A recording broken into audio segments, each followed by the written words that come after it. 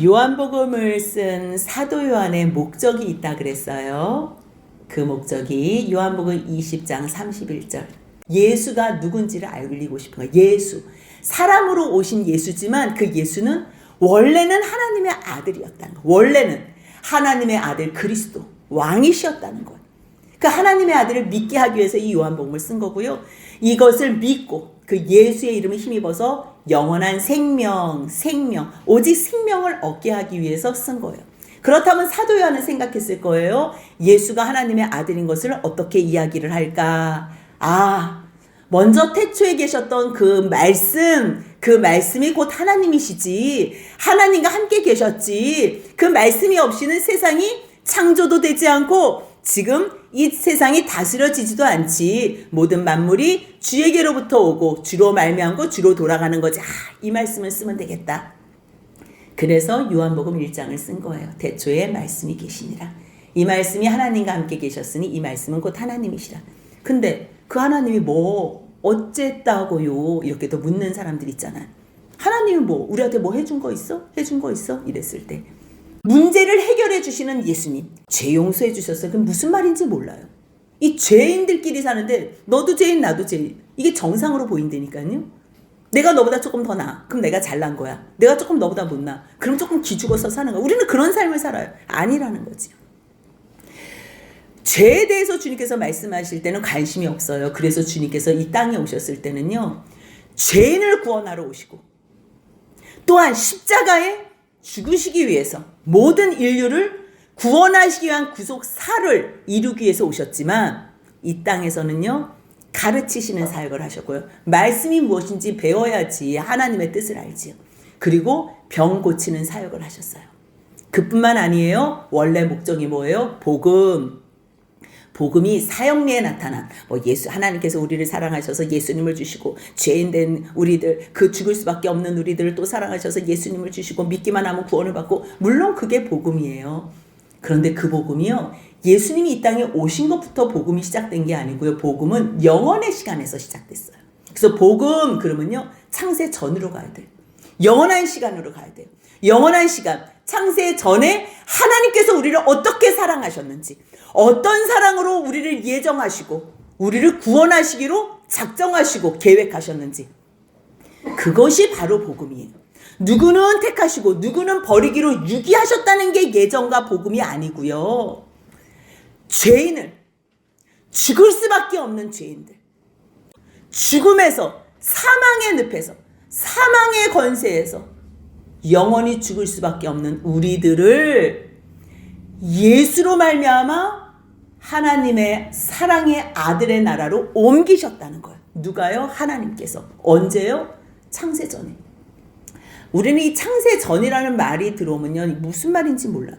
아니 지금 현재를 사는데, 아니 과거를 돌이킬 수도 없고 우리가 미래를 살 수도 없는데 무슨 영원, 창세전이 뭐 어쨌다고. 왜 창세전이라고 표현을 했냐면요, 영원이라는 단어를 쓰면 아예 모르니까. 그러니까 세상이 만들어지기 전부터다. 하나님께서 이미 벌써 우리를 구원하시려고 예정하셨다. 누구를 통해서 예정하셨다는 거예요? 예수 그리스도. 예수를 주시려고 예정한 거예요. 예수. 그게 가장 큰 복음이에요. 그 복음이 하나님의 복음이고요. 그것이 바로 하나님의 의 대신 예수 그리스도예요. 예수 그리스도로 말미암아 하나님의 형상으로 닮은 사람들이, 하나님의 형상으로 지음받은 사람들이 하나님을 떠나도 다시 하나님은 대안이 있는 거예요. 그 대안은 창조의 대안보다 더 큰 대안. 창조는요, 말씀으로 창조하셨어요. 흙을 빚어서 만드셨어요. 사람을요. 그 정도 수준 말고요. 더 큰 대안. 이 모든 것을 다 섭렵하고 차고 넘치도록 충만한 대안. 그 대안이 뭐라는 거예요? 하나님이 사람을 대신하여 죽으셨다. 이게 복음이에요. 이게 복음. 그래서 그 복음을 하나님의 복음. 근데 그 하나님의 복음이 누구로 나타났어요? 하나님의 의 대신 예수 그리스도. 그렇기 때문에 그 하나님이 우리의 죄를 용서하시는데 죄만 용서하신다는 말이 무슨 말인지 모르니까 하나님은 우리에게 실제적으로 문제를 해결해 주세요. 이 땅에 사는 동안 문제가 있어요. 그 문제가 뭐로 인해서 파생됐어요? 죄로 인해서 파생됐어요. 그래서 그 파생된 보여지는 문제들, 이 문제들을 해결해 주시면서 하나님께서 무엇을 가르쳐 주냐면 이 문제는 보여지는 게 다가 아니라 이 문제를 일으키는 원초적인 죄, 그것을 해결하시기 위하여 예수께서 오셨다. 세상의 혼인잔치에는요, 포도주가 없어서 기쁨을 잃어버릴 수 있어요. 하지만 하나님께서 예수 그리스도를 준비하심으로 이 기쁨은 포도주, 영원한 잔치의 기쁨, 이것은 예수로만 완성케 되는 거예요. 그래서 1장에서 예수님이 하나님의 아들이신 것을 말씀하셨다면 2장에서는 우리의 일상에서 문제를 해결해 주시는 예수님. 하지만 이 문제에만 국한되어 있는 것이 아니라 이 문제를 원초적으로 해결해 줄 수 있는 그 죄에 대한 문제까지, 그 죄에 대한 근본적인 문제를 해결해 주시러 오신 예수님, 그분이 바로 사흘 만에 죽음에서 부활하시고 성전 되셔서 우리와 영원히 함께 하시는 예수님. 그 말씀이 2장에서 하셨다면 사도 요한이 그렇다면 하나님께서 그 모든 계획을 하시고 예수님이 이 땅에 오셔서 죽으셔도 세상 사람들이 알지를 못하면 그게 무슨 소용이 있겠냐. 그래서 성령 하나님께서 이 모든 일들 가운데 하나님의 계획의 구속의 계획하심과 예수 그리스도의 구속사를 성령님의 경륜을 통하여 알려주시는구나. 그 말씀이 3장 말씀이에요. 그래서 사람이 물과 성령으로 거듭나야지만 하나님 나라에 들어갈 수 있다. 근데 그거를 그냥 예수님이 아무한테나 얘기해줘요? 아니에요. 예수님은 아무한테나 얘기해 주시고 싶으세요. 솔직히 말하면요, 계속 말씀하세요. 바다가 파도를 치면서 말씀하시고요, 꽃이 만발하면서 말씀하시고 계속 말씀. 하나님이 모든 만물을 통해서 계속 말씀하세요. 사랑한다, 사랑한다. 너는 이 세상을 바라보지 말고 나의 나라, 하나님의 나라를 들어야 돼. 말씀하시는데 사람들이 귀뚱으로도 안 듣고 관심이 없어요. 이쁘다, 이쁘다. 멋있다, 멋있다. 좋아만 하지요. 하나님의 말씀에는, 음성에는 관심이 없어요. 그래서 하나님께서 말씀을 보내신 후에 그 말씀을 듣고 관심 있는 사람을 찾으세요. 누가 관심 있을까? 혹시 관심 있는 사람 찾아만 온다면 나는 이 비밀을 다 이야기해주고 싶어. 하나님, 그 말씀대로 정말 하나님께서 이루어주세요. 근데 누가 처음부터 그래요? 아무도 말씀을 좋아하는 사람이 없어요. 심심해서 교회 나오고 엄마 아빠가 교회 가라니까 교회 가고, 그런 사람들 거기서 좀 친한 사람들 즐거우니까 교회. 처음에는 다 그렇게 와요. 하나님도 아세요. 그렇게 오는 거. 그거가 좀 뭐라 그러지 않아요. 근데 나왔을 때 또 말씀을 듣는 거. 여러분들, 하나님께서 여러분들을 사랑하십니다. 그래서 하나님께서 자기 아들 독생 성자를 여러분들을 위해서 이 땅에 십자가에 죽으시고 여러분들을 구원하셨습니다. 여러분들을 양자로 삼으시려고, 아들 삼으려고 자기 독생자를 죽였습니다. 여러분들 믿기만 하세요. 근데 믿음은 저절로 되지 않습니다. 성령님이 오셔야지만 믿어집니다. 성령을 구하세요. 구하라, 찾으라, 두드리라. 그러면 내가 너에게 성령을 주리라. 그 약속하신 선물, 좋은 것이 바로 성령이에요. 다른 것은 구하지 않아도 되지만요, 성령은 구해야 돼. 그래야지 성령이 내게 임했을 때 하나님의 나라와 의를 구할 수 있는 거예요. 그러면 이 모든 것을 너에게 넘치게 하시리라. 그래서 하나님께서는요, 가르쳐 주시는 거예요. 예수님이 하나님이시며 예수님이 이 땅의 모든 문제와 죄의 문제까지도 해결해 주시기 위해서 왔고, 하지만 궁극적인 죄의 문제, 하나님의 나라를 너에게 주고 싶은데 이 일은 성령 하나님만이 하실 수 있다. 근데 누구를 통해서 하시나? 누구를? 하나님의 영이신 성령님은요, 안 보이세요.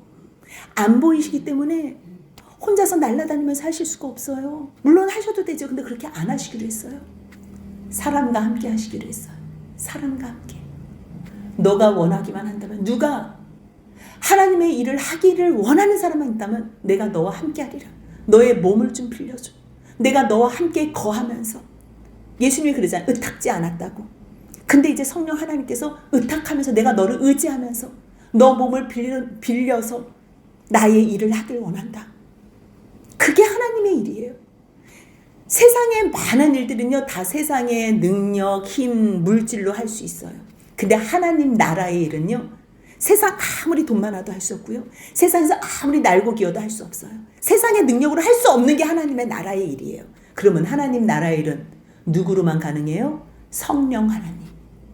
그래서 그 성령 하나님이 우리 가운데 거하셔야지 그 거하신 그 사람을 통해서 일하세요. 근데 누구에게 찾아가시고 누구에게 거하시냐면요, 하나님의 약속을 귀담아 듣는 사람. 처음부터 그런 게 아니고 자라나는 거예요. 믿음이. 관심을 갖는 사람. 하나님의 사랑으로 말미암아 하나님께 무엇인가 해드리고 싶은 사람. 하나님의 약속을 기다리고 바라보는 사람. 그래서 니고데모가 예수님을 찾아오는 거. 하나님이 당신과 함께하는 것 같아요. 그래서 주님께서 니고데모가 궁금해하는 것, 하나님 나라는 물과 성령으로 거듭나야 돼. 그거를 얘기하는 거. 물과 성령으로 거듭나야 돼. 거듭나야 돼. 계속 거듭나야 된다는 걸 얘기를 하는 거. 말해도 못 알아들어요. 그러니까 예수님이 답답해서 말씀하세요.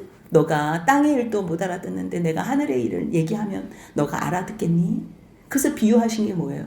모세가 광야에서 뱀을 든 것 같이 나도 들려야 돼. 인자도 들려야 돼. 그래서 내가 죽음으로 말미암아 모든 사람들이 믿기만 하면 영생을 얻어. 믿기만 하면. 그래서 우리가 지난주에 봤던 말씀이 뭐예요? 그를 믿는 자는 영생을 얻게 하고, 하나님이 세상을 이처럼 사랑하사 독생자를 주셨는데 왜 주셨어요? 멸망시키기 위해서 주신 게 아니에요. 오직 영생을 얻게 한 거예요. 영생을. 그래서 3장 17절 같이 있습니다. 하나님이 그 아들을 세상에 보내신 것은 세상을 심판하려 하심이 아니요 그로 말미암아 세상이 구원을 받게 하려 하심이라. 아멘. 아니 그러면 다 구원을 받으면 되는데 왜 이제 구원 받은 사람들이 있고 구원 받지 못한 사람들이 있을까? 이제 이게 궁금한 거잖아요. 우리는. 이 말씀은 지금 예수님께서 하시는 말씀이에요. 누구한테요? 니고데모 한 사람 앉혀놓고서. 하나님이 세상을 이처럼 사랑하사 독생자를 주신 이 엄청나고 귀하신 말씀도 니고데모 한 사람 앉혀놓고 했고요. 예수님이 오신 목적도 멸망함이 아니라 구원하시고 오직 세상의 구원만을 위해서 오신 것. 그런데 왜 이 세상에 사는 사람들이 여전히 죄를 짓고 여전히 왜 죄악 가운데 살까?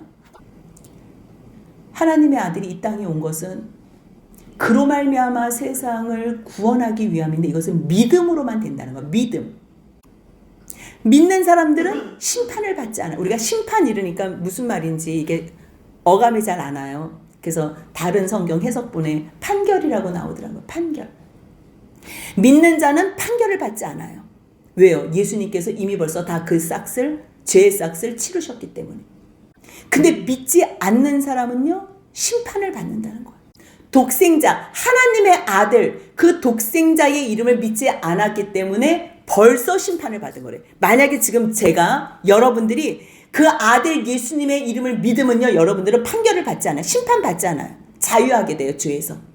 근데 여러분들이 예수님, 하나님의 아들 독생자의 이름을 믿지 않잖아요. 예수, 자기 백성을 그들의 죄에서 구원할 예수의 이름을 믿지 않잖아요. 그러면 지금 믿지 않는 이 상태가 판결받은 거예요.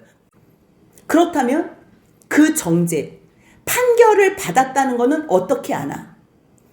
내가요, 죄를 좋아하나 아니면 죄를 미워하나 그걸로 판결이 된대요.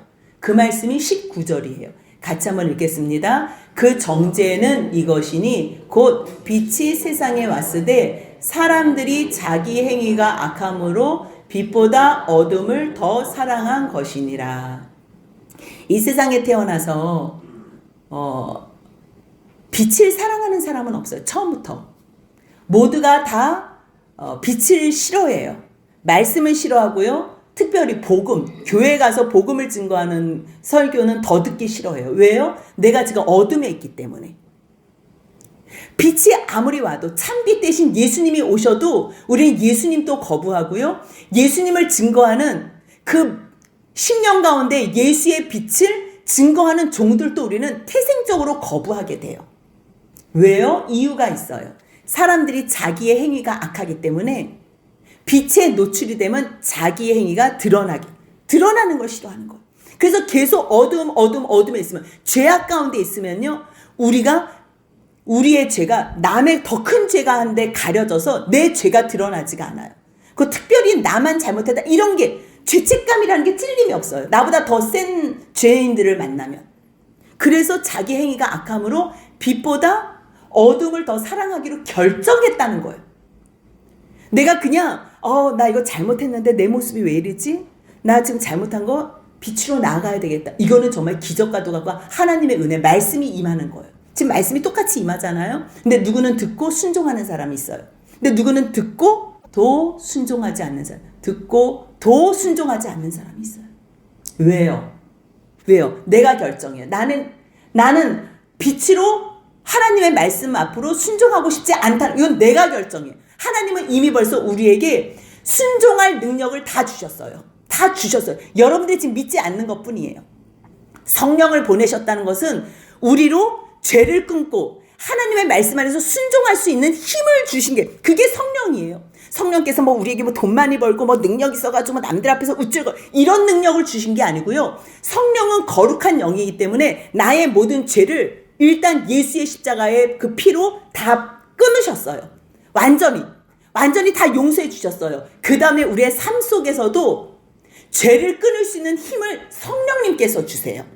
그래서 내 안에는 이미 벌써 하나님의 말씀대로 순종할 수 있는 힘이 있는 거예요. 그래서 이제 내가 결정하면 돼요. 내가 하나님의 말씀 빛을 사랑하면 주님 나를 도와주옵소서. 그럼 죄는 끊어져요.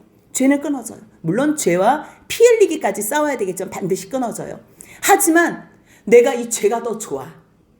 내가 이 악한 게 더 좋아. 더 사랑해 내가. 이게 더 좋은 거야. 세상에 이게 악이 더 좋아. 그러면 내가 거룩을 끊고 죄로 향해서 달려가는 거예요. 그래서 20절이에요. 악을 행하는 자마다 빛을 미워해요. 왜요? 그 악한 행위가 드러나기 때문에. 그래서 그거를 다른 번역본으로 한번 제가 읽어드릴게요. 과연 악한 일을 일삼는 자는 누구나 자기 죄상이 드러날까봐 빛을 미워하고 멀리합니다. 말씀 앞에 서면 우리의 죄가 다 드러나요. 말씀 안 읽으면 죄에 대해서 이야기할 필요가 없어요. 생각할 기회도 없다니까요.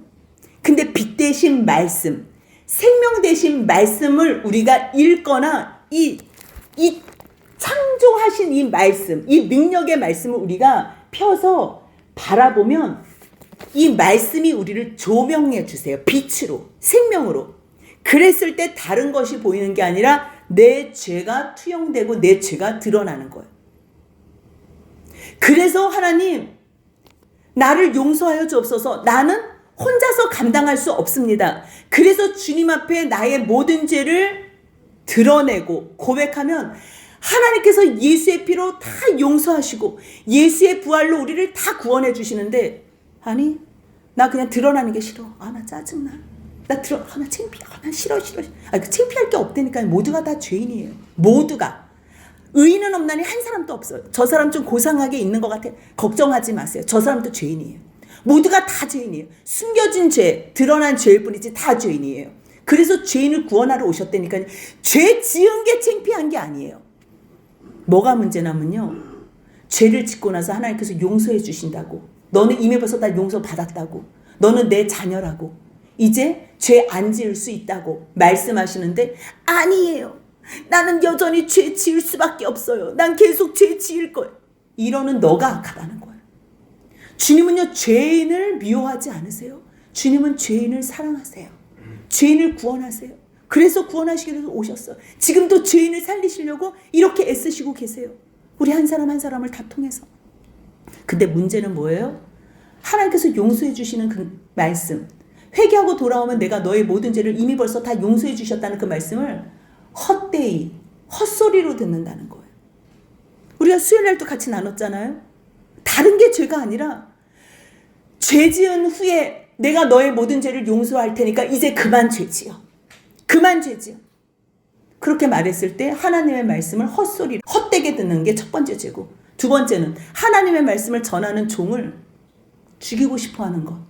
저 사람을 치자. 가만히 두면 안 되겠다. 이런 죄를 짓는 거고, 그러면 하나님의 말씀을 듣지 않고 하나님의 종이 전하는 말을 듣지 않으면 결국은 자녀들을 잡는 거예요. 그래서 자녀들을 세상에 달달달달달 볶아가지고 불에 태운다는 거예요. 몰록 제사가 그거예요. 그때 몰록 제사라면 지금은 어떤 죄하고 똑같은 거예요. 애들 그냥 세상에 욕만 가지고 애들 달달달달달 볶아가지고 학원으로 보내고 여기저기로 막 뺑뺑이 돌려가지고 세상에서 종노릇하게 하고 태워서 죽인. 우리가 수요일날 때 그 말씀을 봤어요. 같은 말씀. 악을 행하는 사람들은요 빛을 미워해요. 왜요? 내 행위가 드러날까 봐.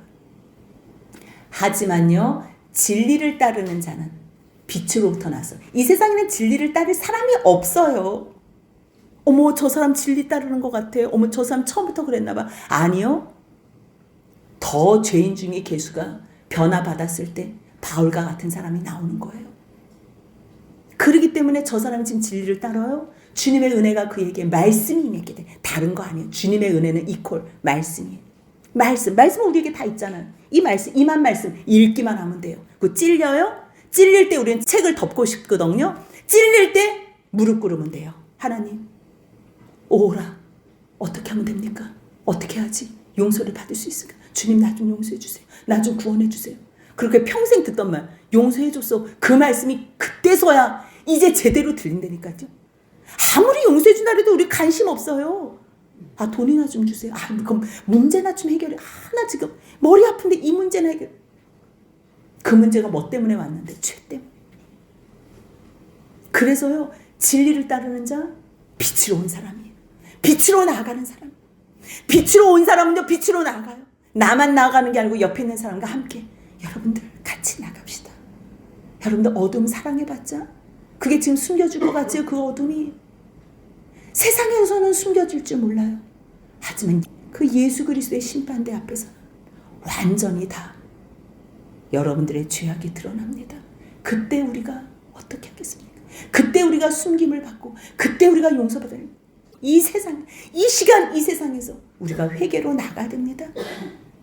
그렇기 때문에 진리를 따르는 사람들은 그 행위가 하나님 앞에서 그 안에서 하나님의 은혜로 되어진 것임을 알기에 하나님 앞에 다 드러내면서 나가는 거예요.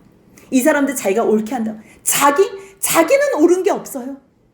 내 안에서 내가 뭔가 선한 거를 해요? 그러면 그거는 내가 하는 게 아니라 내 안에 계신 성령님이 하는 거예요. 왜요?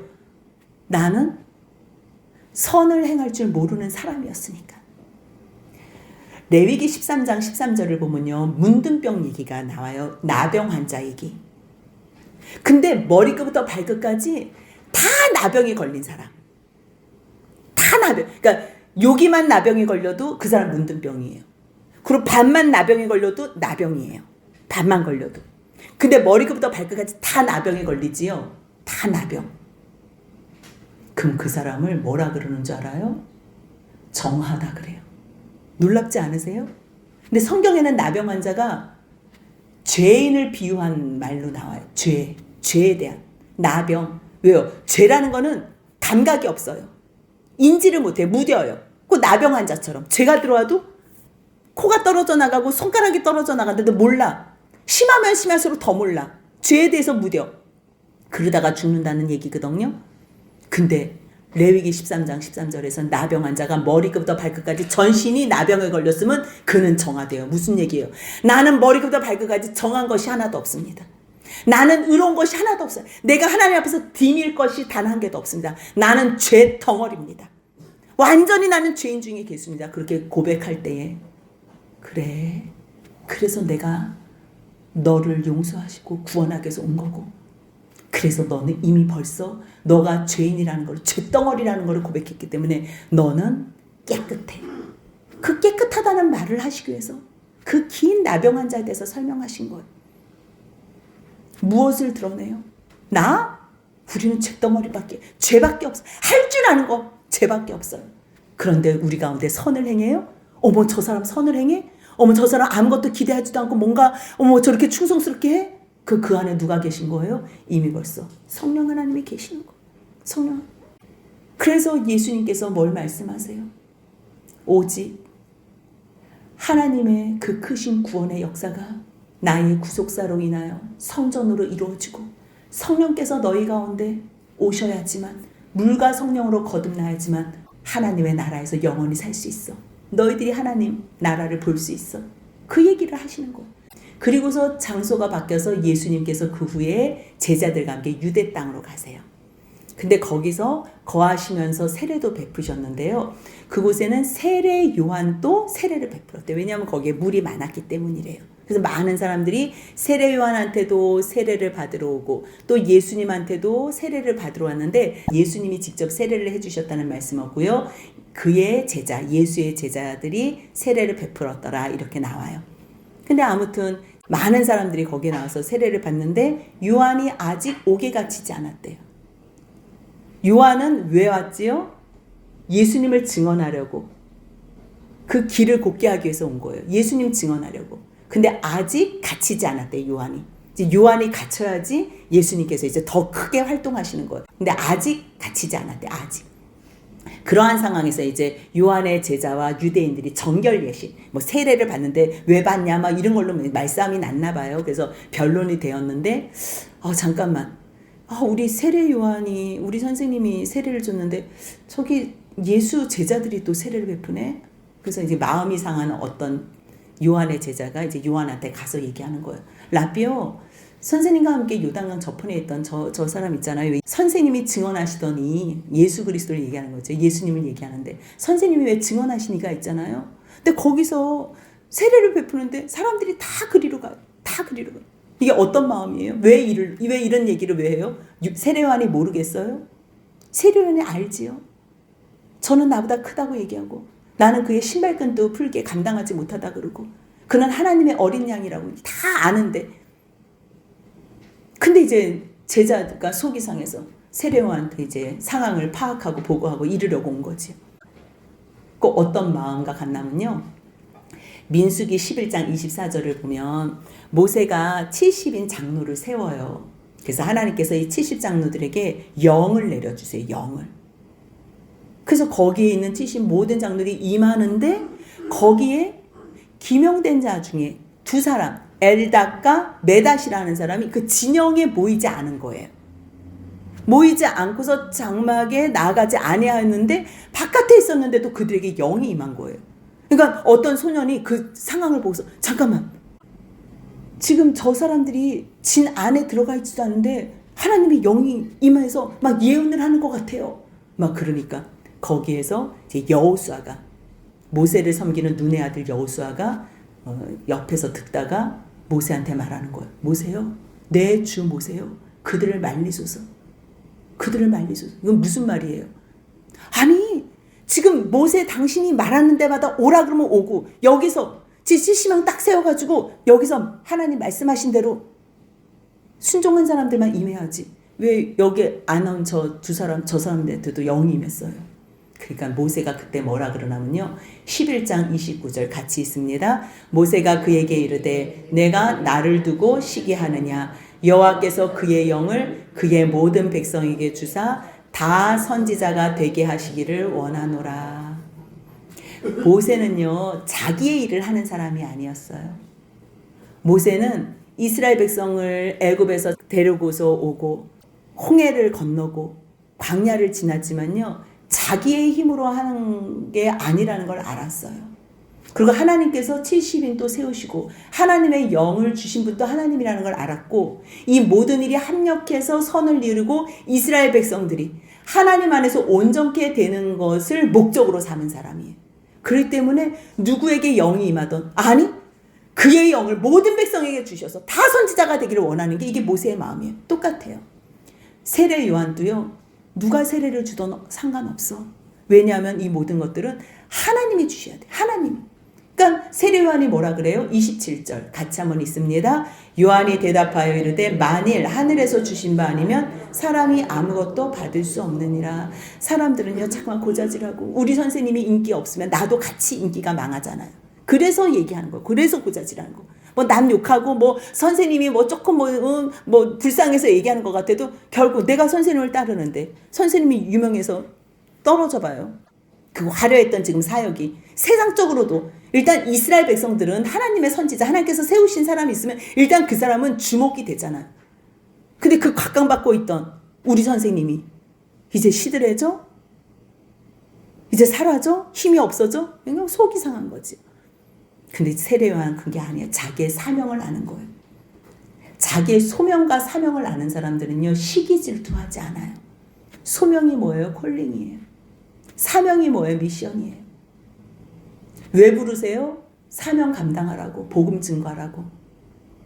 그러면 복음을 증거하다가 어떻게 돼요? 사도행전 1장 8절. 성령이 너에게 임하시면 너희가 권능을 받고 예루살렘과 온 유대와 사마리아와 땅끝까지 이르러 내 증인이 되리라. 증인. 그 증인이 뭐? 마트. 순교예요. 결국 순교. 다른 거 아니에요. 우리가요, 성령이 임해요. 주님을 전해요. 그러면 주님은 높아지고 나는 죽는 거예요. 나는 죽는 거예요. 이 모든 일을 그러면 누가 감당해요? 하늘에서 내려주셔야지만 감당하는 거예요. 세례 주는 거 자기도 물로 세례 주, 자기도 몰랐대요. 물로 세례 주라 그래서 자기도 주는 거예요. 그렇다면 지금 예수 제자들이 세례를 줘요. 하나님이 하시지 않으면, 하늘에서 주신 바 아니면 아무도 저런 일을 할 수가 없어. 사람은 질투예요. 자꾸만 시기예요. 우리가 커져야 돼. 내가 모시는 사람, 우리 교회, 우리 아니에요. 주님이 허락하시는 모든 것이 다 부응돼야 되고 온전케 돼야 되는 거예요. 그러면서 세례 요한이 뭘 고백해요? 나는 그리스도가 아니라 그랬잖아. 나는 그의 앞에 보내심을 받은 자라고.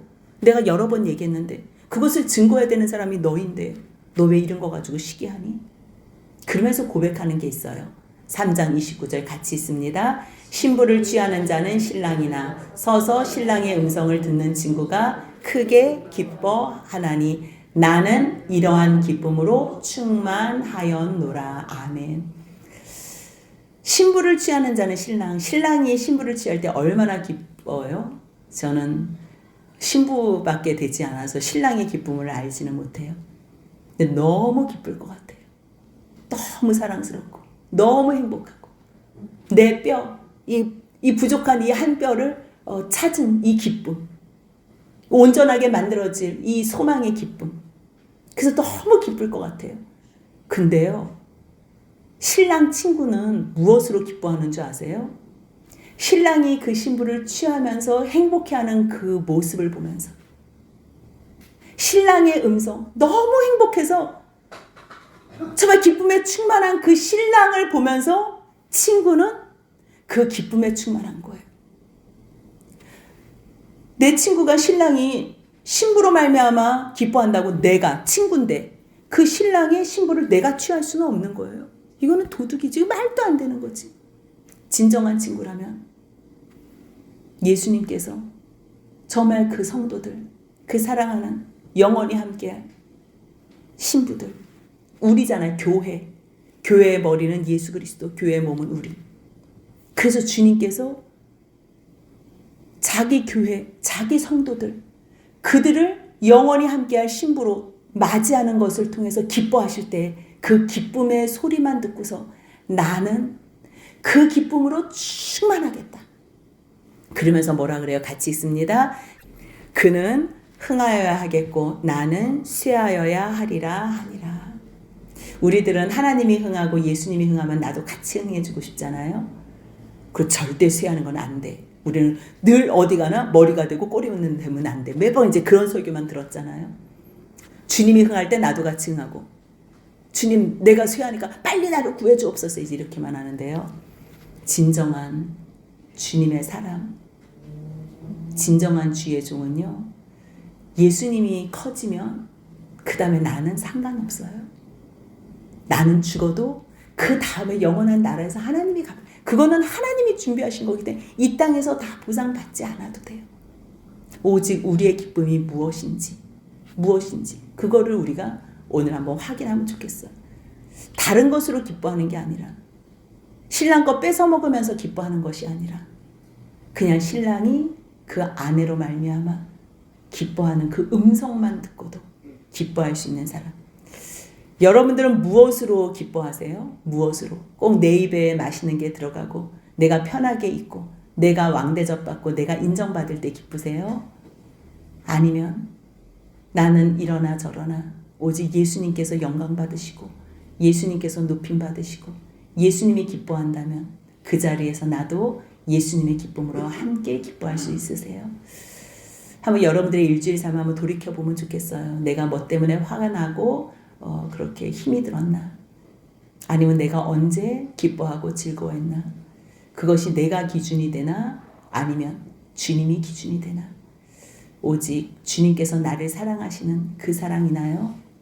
모든 나의 기쁨의 기준이 주님이 되시길 원하고 그 기쁨에 우리도 이러한 기쁨으로 충만한 주의 백성들이 되시길 주님의 이름으로 축복합니다. 아멘.